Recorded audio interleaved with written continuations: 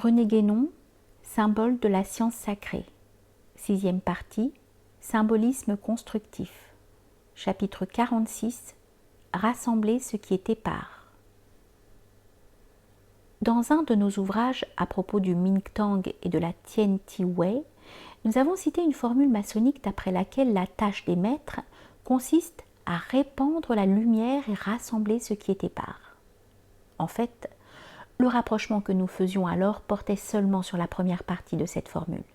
Quant à la seconde partie, qui peut sembler plus énigmatique, comme elle a dans le symbolisme traditionnel des connexions très remarquables, il nous paraît intéressant de donner à ce sujet quelques indications qui n'avaient pu trouver place en cette occasion.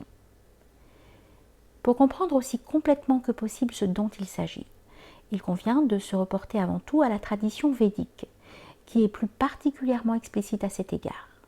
Suivant celle-ci, en effet, ceux qui étaient épars, ce sont les membres du Purusha primordial, qui fut divisé au premier sacrifice accompli par les Devas au commencement, et dont naquirent par cette division même tous les êtres manifestés.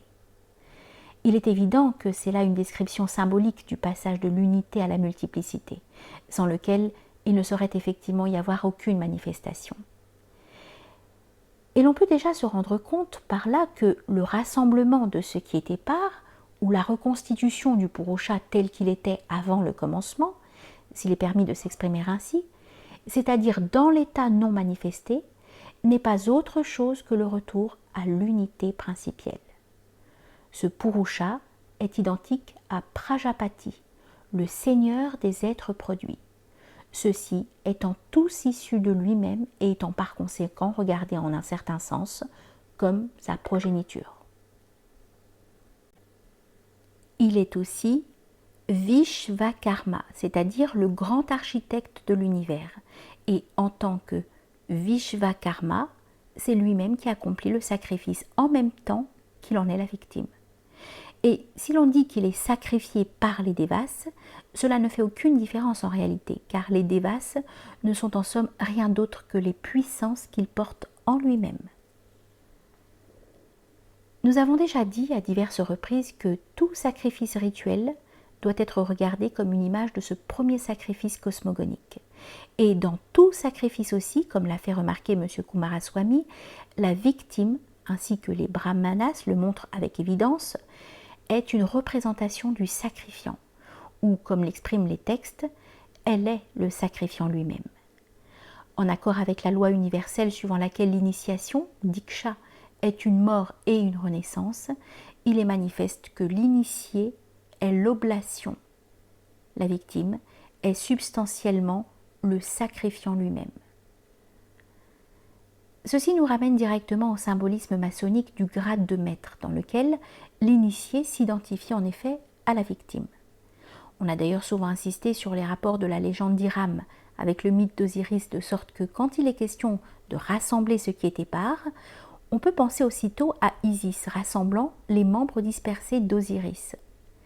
Mais précisément, au fond, la dispersion des membres d'Osiris est la même chose que celle des membres du Purusha ou de Prajapati. Ce ne sont là, pourrait-on dire, que deux versions de la description du même processus cosmogonique dans deux formes traditionnelles différentes. Il est vrai que, dans le cas d'Osiris et dans celui d'Hiram, il ne s'agit plus d'un sacrifice, du moins explicitement, mais d'un meurtre. Mais cela même n'y change rien essentiellement, car c'est véritablement la même chose qui est envisagée ainsi sous deux aspects complémentaires, comme un sacrifice sous son aspect dévique et comme un meurtre sous son aspect azurique. Nous nous contentons de signaler ce point en passant, car nous ne pourrions y assister sans entrer dans de trop longs développements, étrangers à la question que nous avons en vue présentement. De même encore, dans la Kabbale hébraïque, bien qu'il ne soit plus question proprement ni de sacrifice ni de meurtre, mais plutôt d'une sorte de désintégration, dont les conséquences sont d'ailleurs les mêmes, c'est de la fragmentation du corps de l'Adam Kadmon, qui a été formé l'univers avec tous les êtres qu'il contient, de sorte que ceux-ci sont comme des parcelles de ce corps, et que leur réintégration dans l'unité apparaît comme la reconstitution même de l'Adam Kadmon. Celui-ci est l'homme universel. Et Purusha, suivant un des sens de ce mot, est aussi l'homme par excellence. C'est donc bien toujours exactement de la même chose qu'il s'agit en tout cela. Ajoutons à ce propos, avant d'aller plus loin, que le grade de maître, représentant virtuellement tout au moins les termes de petit mystère, ce qu'il faut envisager dans ce cas est proprement la réintégration au centre de l'humain. Mais on sait que le même symbolisme est toujours applicable à des niveaux différents, en vertu des correspondances qui existent entre eux, de sorte qu'il peut être rapporté soit à un monde déterminé, soit à tout l'ensemble de la manifestation universelle. Et la réintégration dans l'état primordial, qui d'ailleurs est aussi adamique, est comme une figure de la réintégration totale et finale, bien qu'elle ne soit encore en réalité qu'une étape sur la voie qui mène à celle-ci. Dans l'étude que nous avons citée plus haut, Ananda Coomaraswamy dit que l'essentiel dans le sacrifice est en premier lieu de diviser et en second lieu de réunir. Il comporte donc les deux phases complémentaires de désintégration et de réintégration, qui constituent le processus cosmique dans son ensemble. Le Purusha, étant un, devient plusieurs, et étant plusieurs, il redevient un. La reconstitution du Purusha est opérée symboliquement en particulier dans la construction de l'autel védique, qui comprend dans ses différentes parties une représentation de tous les mondes.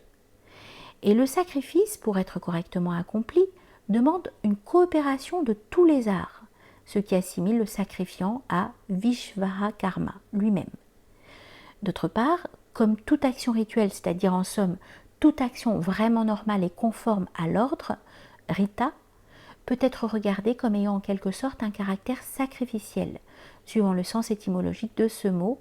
Ce qui est vrai pour l'autel védique l'est aussi d'une certaine façon, et à quelques degrés, pour toute construction édifiée conformément aux règles traditionnelles, celles-ci procédant toujours en réalité d'un même modèle cosmique, ainsi que nous l'avons expliqué en d'autres occasions. On voit que ceci est en rapport direct avec un symbolisme constructif, comme celui de la maçonnerie.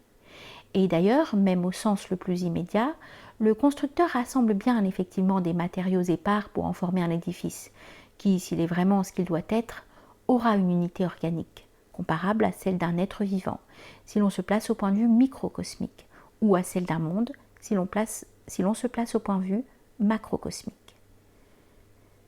Il nous reste encore à parler quelque peu pour terminer d'un symbolisme d'un autre genre, qui peut sembler très différent quant aux apparences extérieures, mais qui pourtant n'en a pas moins au fond une signification équivalente.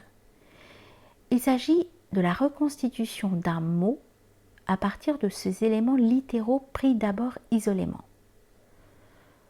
Pour le comprendre, il faut se souvenir que le vrai nom d'un être n'est pas autre chose, au point de vue traditionnel, que l'expression de l'essence même de cet être.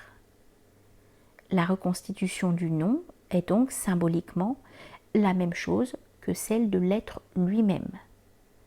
On sait aussi le rôle que jouent les lettres dans un symbolisme tel que celui de la Kabbale, en ce qui concerne la création ou la manifestation universelle.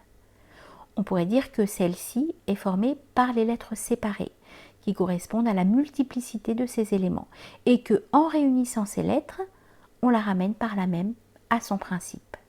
Si toutefois cette réunion est opérée de façon à reconstituer effectivement le nom du principe. À ce point de vue, rassembler ce qui est épars est la même chose que retrouver la parole perdue. Car en réalité, et dans son sens le plus profond, cette parole perdue n'est autre que le véritable nom du grand architecte de l'univers.